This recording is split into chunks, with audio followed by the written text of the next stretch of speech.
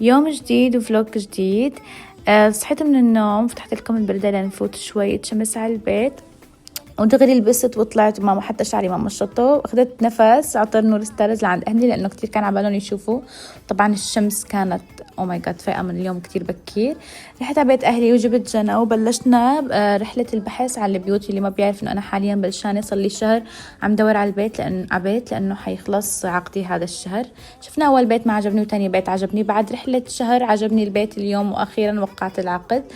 رحت على البيت كانت ماما عامله منسف، اتغلصت شوي على سيف اني سرقت له نظارته، وهون شفت ليك اسنانه. المهم على اساس نعمل نحن قعده عائليه بالليل انا وجنى وهيك حركات وبركات. بس جنى اخر ليل تذكرت انه بكره عندها امتحان رياضيات ولازم انا اروح اشتري لها آلة حاسبة. المهم اخذنا شو اسمه السياره وطلعنا. قررت اني اغسل السياره لانه سيارتي كانت فندق مش سياره، فيها كل شيء، فيها كل شيء.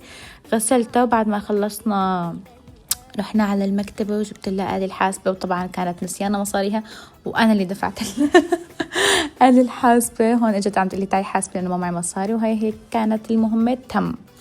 وأنا رجع البيت لقيت هي القطة اللي كيوت قاعدة عم تستناني، ما بعرف شو بها، هيك عزلت عليها. وهذا كان فلوج اليوم، نلتقي بكرة.